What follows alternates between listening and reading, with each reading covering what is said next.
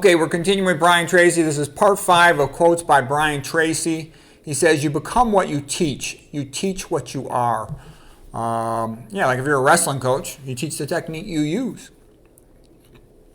You only really know something to the degree which you can teach it. Your conscious mind is objective, or is your objective or thinking mind. It can only hold one thought at a time. Your subconscious mind is subjective. Your subconscious mind functions to store and retrieve data. It merely obeys commands from your conscious mind. Your subconscious mind is the seat of the law of attraction. The more emotional you are about anything, the more rapidly your subconscious will alert you to things that can bring it into your reality. Whatever you dwell upon grows. The brain has a success mechanism that is activated by a goal. Okay, this is actually good stuff what I'm talking about here. This next point is really important.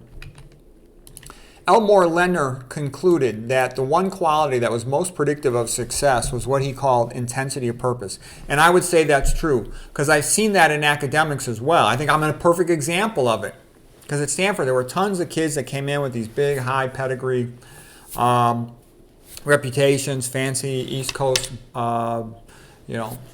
special schools, prep schools and stuff. And I had a friend that was A++ student, and I wanted to become a great student. And I didn't have anything in my academic background to make me think I was going to be a great student at Stanford. But I was so pissed off about being injured and ruining my wrestling career, it broke my heart, that I wanted to redeem myself because I was mad at myself. And I wanted to do something great, and I wanted to show my father that I could. And so I had an incredible intensity of purpose. I said, I'm going to become a learning machine. I don't care if I ever go out on one social event. I'm going to study till I drop out of my freaking chair. And if I fail, it'll be because I just couldn't do it. But it won't be because I didn't try hard enough. And I would study. Friday and Saturday nights were just another time to study. So that intensity of purpose is how I became a great student. And then I started studying the study skills and everything else. But I've seen that in wrestling too. A guy who decides he wants to be a great wrestler, that guy will improve so much faster than somebody else who just shows up and sees how it's going. It helps to have talent, but intensity of purpose coupled to talent, rapid improvement. Okay, other things being equal, the person with the greatest intensity of purpose will always win out over the other. And Elon Musk had a good quote. He says, if you have two people with equal ability and one of them is working 10 hours a day, the other guy's only working 5 hours a day, the 10 hours a day is going to progress faster. One guy's only working 4 days a week, the other guy's working 7 days a week, he's going to progress faster. That's just a fact, because what I've learned is a lot of great achievement comes from getting there first, learning something first, developing a skill first. So you have to push to get there first. And if you're not willing to do that, then you're not going to achieve. That's just a fact. And like Ian Fleming said, if you want to be a real high achiever, you have to be a freaking maniac. It has to be number one priority. I'm going to go for it. I don't care about anything else. I don't care about a vacation. I don't care about the party. I don't care about anything. I'm going to do it. Okay? And so that's what it takes to become great. I've been around a lot of great people, guys who were first in their class, guys who were world champions, Olympic champion athletes. They're kind of maniacs, okay? It's just a fact. All right, we learn best by active exploration of a topic with a good guide, a good coach, teacher, a mentor, or a good book to guide us, good video teacher. When we use knowledge in the real world, look for the personal significance in the topic, getting one's emotional brain involved. Good to have conversations about whatever you're trying to get good at. Whenever I was absorbed in learning something rapidly and I was around other highly motivated people, we were always talking about it. Talking about how to learn medicine, talking about how to learn biology, talking about how to learn whatever the subject was, and that helps you to get good at it. You start to see all three dimensions of it, and then you know what to do. Let's see, we talked about emotion already. Oh, and Brian Tracy was big at emphasizing write down your goals and focus on your goals, because there's always something sad and disappointing in your life. There's always somebody who's trying to hassle you and screw you over. And you want to try to focus as much as possible on the positive stuff, the good stuff. You can't ignore your problems and the bad stuff, but as much as you can, focus on the good stuff. Like sometimes I'll have a real crappy day, just brutal, off the charts busy at work. And I'll still make time to look something up. And the reason I say that is you get punished for looking stuff up. If I'm reading a case and I can go fast, make a half-assed report, I'll still stop and look it up and read what I needed to read to make a really good report.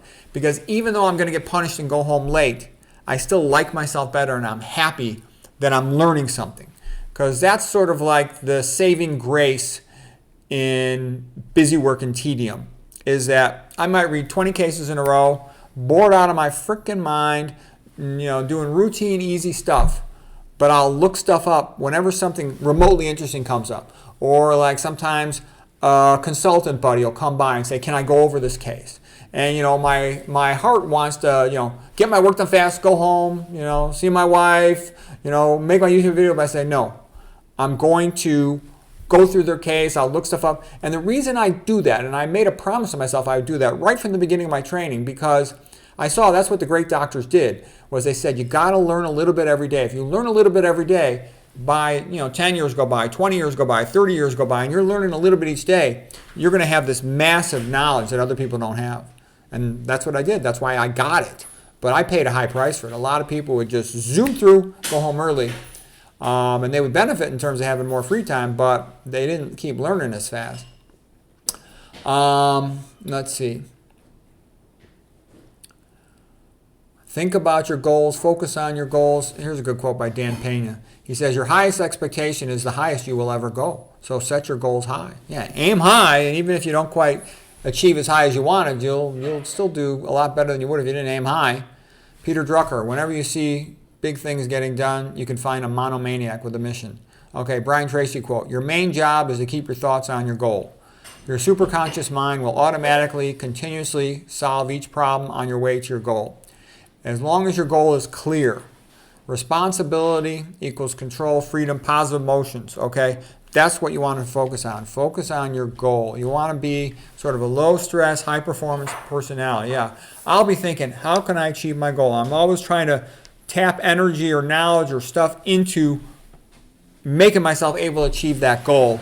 And then you feel happy, too, because you're like, well, I got all this busy work I have to do. I have to make a living. I got to help out all the patients sent to me, friends and family with medical problems, health problems, academic problems. All that's sort of like part of my responsibility. But my little happy little focus is chasing after my goals. And it makes me happy. Like I said, my kid said to me, Dad, you have the worst life of anyone in the family. All you do is do your medical work or your academic work, but you're the happiest one. And I said, it's because I know who I am. That's what I want to do. So if you can like what you're doing, then you're a lot happier. I think that's it for today with Brian Tracy. Hope you found that helpful.